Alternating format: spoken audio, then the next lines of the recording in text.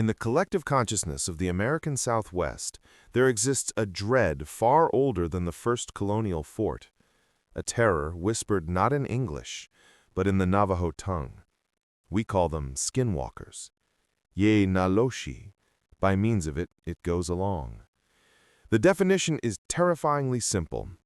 A witch who has gained the ability to shapeshift, usually into an animal, by committing the ultimate taboo, the murder of a close family member. This is the single, horrific prerequisite for such dark power. For countless generations, their power lay exclusively in their subtlety, their menace in their absolute concealment. They were the masters of dark misdirection, a fleeting, indecipherable blur in the headlights of a lonely highway, a chilling, distorted whisper mimicking a loved one's voice just beyond the friendly reach of the firelight. They were the unseen masters of the shadows, the ultimate apex predators of the supernatural. The encounters were brief, brutal, and always designed to maximize psychological trauma, leaving behind only profound doubt and persistent residual terror. But the old silence is changing. The sprawling, rugged desert of Utah, a place saturated equally in geological grandeur and ancient, deeply buried mystery, is precisely where the rules of the hunt have been abruptly and unsettlingly rewritten. We have always been drawn to the darkness on the fringes, searching for the source of the dread. Places like the infamous Skinwalker Ranch, a long-standing magnet for high strangeness, were once considered the undisputed epicenter of these terrifying encounters. Yet the old reports, those describing menacing tracks that changed shape mid-stride, of figures running at impossible superhuman speeds, of a predatory mocking laughter that wasn't quite human, those classic defining reports have begun to inexplicably fade away. In their place, something entirely new and far more patient is being logged by the weary, isolated residents of this arid expanse. The creatures are no longer fleeting. Crucially, they are no longer hiding. The time for subtlety, it seems, has passed. A new era of overt, terrifying stillness has arrived. The first truly credible reports came from retired rancher Jedediah Thorne, an old man whose entire face was a roadmap of sun-scorched patience and lifelong vigilance. Jedediah knew the difference between a common coyote, an elusive wolf, and something fundamentally wrong. On the third night of a late spring moon, when the desert air was unusually still and heavy, Jedediah saw it. Not running, not stalking his livestock, just standing. It was perched high on a ridge overlooking his pasture, a dark, unsettling silhouette against the deep indigo pre-dawn sky. It was far too tall for any known animal in the region. Its head, when it slowly, deliberately turned to face the ranch house miles away, was vaguely lupine, but its limbs were slender, unsettlingly articulated, and entirely wrong for any creature of nature. Its posture was of absolute, unblinking authority. And it did nothing. It simply watched. It held its post with unnerving persistence. Jedediah, driven by a primal protective instinct, instinctively reached for his rifle, a habit ingrained over 70 years of life in the wilderness. But as he leveled the sight, a profound, chilling lethargy, a terrible sense of stillness, settled over him. It wasn't the kind of raw, paralyzing fear he'd felt before. It was a terrifying sense of profound irrelevance. These beings were utterly unconcerned by his weapon. They didn't fear the growing light. They didn't even acknowledge his existence as a factor.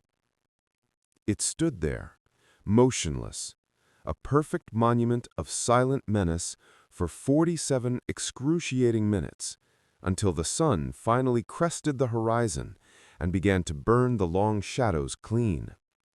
Then, without a single movement that Jedediah could visually register, without a flicker, a shift, or a sound of retreat, it was simply gone.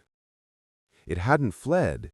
It was as if the unsettling image on the retina had been subtly, meticulously erased from reality. This phenomenon suggested not just speed, but a mastery over observation itself.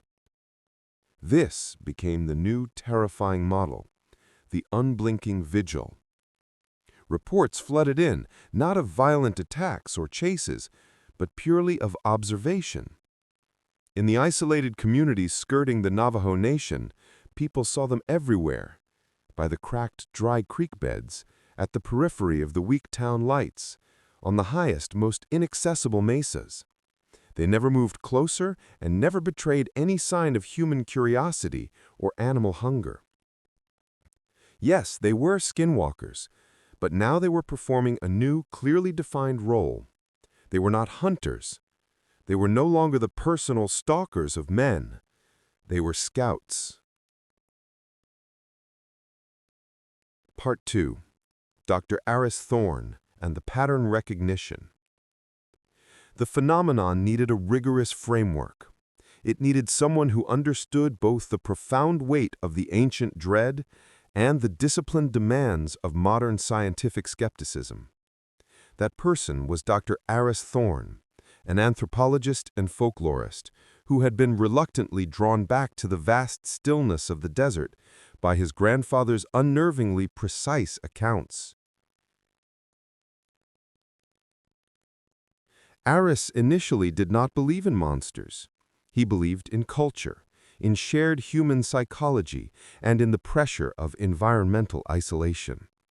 But the mounting data defied all his neat academic categories. He began with the clinical mapping of the sightings, cross-referencing them with satellite imagery, detailed geological surveys, and critically, with long-forgotten Navajo oral histories, searching for an explanation rooted deep in the past. What he quickly uncovered was a pattern that utterly transcended simple geographic coincidence or mass hallucination. The Skinwalkers, these new sedentary observers, were not appearing at random points. They were methodically forming a perimeter. The hundreds of scattered sightings created an enormous invisible cordon around a massive section of the desert, perhaps 50 square miles, a piece of land so remote, so utterly unremarkable that it didn't even bear a name on most regional maps. Within this perimeter, the activity was zero. A profound silence within the silence. The scouts, the watchers, were guarding something of immense importance. He consulted the oldest surviving texts he could access, fragmented stories from before the Long Walk, accounts whispered among the Dene elders who were willing to speak, even obliquely, about the greatest cultural taboo. He found a chilling thread running consistently through the ancient narratives, the concept of the gaze and what its collective focus portended. They watch until the shadows coalesce. The watchers are the sign that the door is ajar. When the watchers stop moving, the one who does not move is ready to step through. The old stories spoke of a specific, ritualistic stage of Skinwalker evolution. The period of the scout was not a lull in the danger, but a prelude to a far greater emergence. The witch in animal form was an active agent of chaos. The scout was a passive sentinel, a keeper of the peace. The difference was vital. The chaos had served its purpose. Now order was required. Aris realized their new behavior wasn't a tactical change, designed merely to confuse humans. It was a metaphysical shift, mandated by a higher, darker power. They weren't hiding because they genuinely didn't need to anymore. Their purpose was no longer terrorizing random individuals. It was about defining and securing a precise territory for something else entirely, something that required total isolation. The stark, horrifying truth hit him with the force of a physical blow. The Skinwalkers were no longer the final threat. They were the sophisticated warning system. They were the guard dogs standing watch over the kennel. The real, unimaginable horror lay in the unmapped empty space, the true entity for which the perimeter was being meticulously established. And the perimeter was closing. Every new reported sighting brought the cordon tighter, contracting the empty space with systematic, frightening efficiency, like the tightening of a snare. Eris tracked the very last confirmed sighting, a scout standing silently on the edge of a small, forgotten military testing ground, a perfect, strategic point of entry into the larger region. A few miles away from that point, the perimeter contracted one last time, shrinking the central zone to an area of less than a square mile.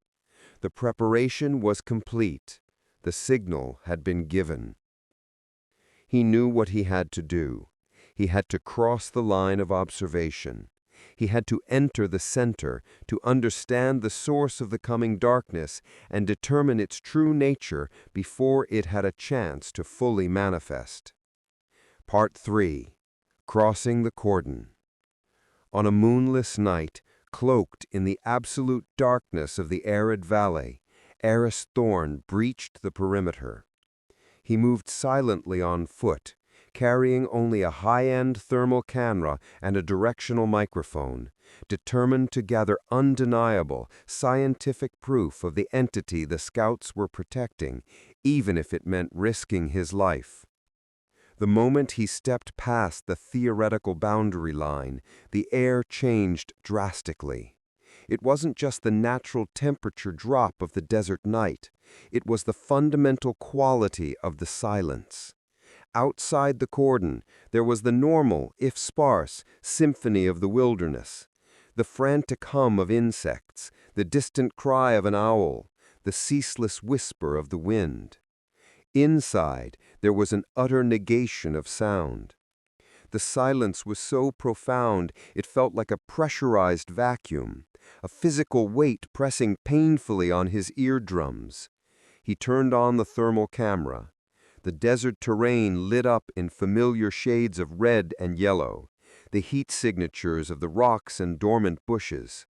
But when he pointed the lens back towards the invisible perimeter he had just crossed, the colors turned instantly to an alarming, uniform deep blue. It was cold. Cold with an unnerving, non-natural quality that defied basic thermodynamics.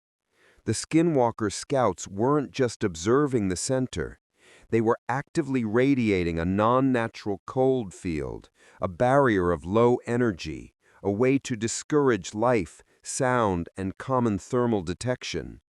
They were not merely guards. They were the temperature regulators for the terror within. They were controlling the environment for something sensitive, something that required a very specific atmosphere to function.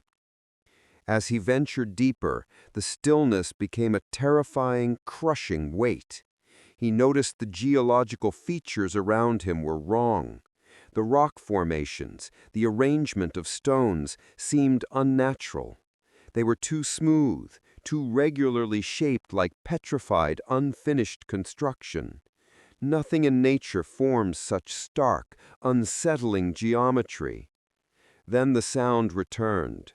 Not a sound of nature, but a sound that was too large for the space it occupied. It was a low, resonant scrape, like a colossal, impossible weight being dragged slowly across a granite floor.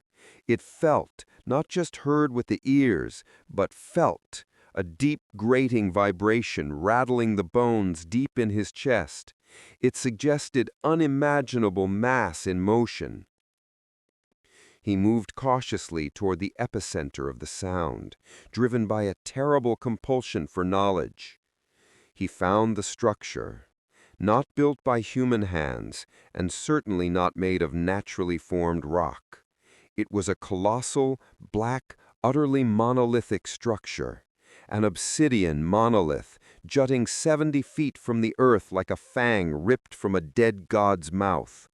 Its surface was not reflective, but a total absorber of light, a void of color and dimension. It was consuming the very light from his powerful flashlight beam. This was the central truth. The Skinwalkers were not summoning some petty demonic entity. They were guarding a relic, a piece of primeval, alien geometry, perhaps a nexus point or a terrible conduit that had slept for eons and was now being roused. And at the base of the monolith, the chilling practical purpose of the scouts was laid brutally bare. Scattered on the dust were dozens of recent animal carcasses, coyotes, rabbits, and even domestic dogs, all meticulously drained of blood and stripped of their skin. They were not left as a warning sign. They were offerings, raw material, sustenance for the emerging life cycle. The Skinwalkers, the famed shapeshifters, were gathering the necessary ingredients for the thing that the monolith contained, or perhaps for the one who was about to emerge from it, demanding a new perfected form. Their very existence was merely a means to an end. But the greatest horror was neither the structure nor the silent scouts. It was the presence standing right beside it, radiating an unnatural intensity. It was not a creature of recognizable flesh. It was a terrible distortion of the light, a flicker in the periphery of vision, a figure that only became fully solid when Eris tried desperately not to look at it directly. The thermal camera provided the only true objective image. The black monolith was surrounded by an impossibly white-hot figure, a terrifyingly tall humanoid shape of pure radiant energy hovering slightly above the ground, heat radiating off it in shimmering waves. This figure was the opposite of the scouts' cold field, suggesting a colossal energy differential. This was no shapeshifter. This was the one who commands the shapeshifters, the apex consciousness. Its heat signature was vastly off the charts, suggesting an immense stored energy, the energy it needed the Skinwalkers to supply through their morbid collecting. It wasn't moving. Like the scouts, it was simply waiting. But it wasn't waiting for the energy supply to be complete. It was waiting for the perimeter to be sealed. The whole project was one vast, cosmic lock mechanism. A low, dry, clicking sound, like thousands of insect mandibles grinding together simultaneously, began to emanate rapidly from the monolith itself, sounding like a complicated, non-human clockwork mechanism coming to life. Eris was its first accidental living witness, and as the clicking intensified, he realized that the contraction of the cordon wasn't about defining the territory, it was about pinning the key. The monolith was the lock, and he had just accidentally placed himself on the inside of the mechanism, the final doomed component. He turned and fled wildly. Behind him, the clicking accelerated into a dizzying machine gun rattle, a sound of unimaginable precision and malice. The apex predator was not the Skinwalker. The Skinwalker was merely the keyhole for the true terror. Part 4. The Retreat and the Final Perimeter. Eris ran desperately back toward the perimeter, toward the area of the unnatural cold. The ground seemed to actively shift beneath his feet, the unseen rocks rearranging themselves deliberately to trip him.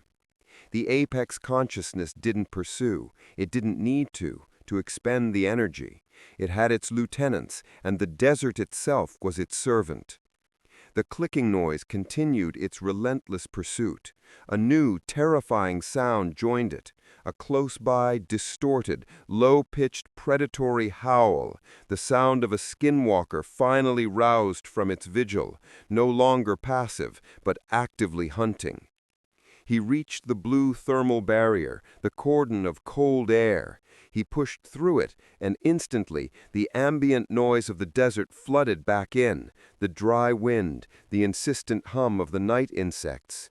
The scout's effect was immediate, a localized silence generator, a buffer zone between reality and the impending emergence. He reached his jeep, but as he looked back one last time before fleeing, he saw them. The scouts, dozens of them, in various unsettling forms, wolf, coyote, and tall, grotesque human-like silhouettes, had lined up shoulder to shoulder, facing outward. They were no longer facing the center. They were facing him and the world he represented. The perimeter was officially sealed. The last escape route was now impenetrably manned. Jedediah Thorne, the old rancher, found his grandson Eris the next morning, huddled weakly by the side of his jeep, muttering incoherently about impossible heat and soul-crushing cold. He was physically unharmed, but psychologically and spiritually shattered beyond recognition. He had seen the truth that commanded the ancient fear. The map was confirmed. The scouts' vigil was officially over. The reports of the watchful figures stopped instantly, not because the scouts left, but because they no longer needed to watch the borders. They now only needed to guard them. The fear of the Skinwalker, the common shapeshifter, was the fear of the wolf in the dark, a known, understandable primal terror, a fear rooted in flesh and bone. But the reality is infinitely worse. The Skinwalkers were never the final predator. They were the shepherds. They were guarding a piece of forgotten, powerful geometry, a waiting vessel, a door. And now, there are no more witnesses. There are no more intermittent reports. There is only the final, cold perimeter surrounding a square mile of Utah desert. The silence is profound. The silence is absolute. And somewhere in the center, a perfectly white burning figure, the apex consciousness, is no longer waiting for the components.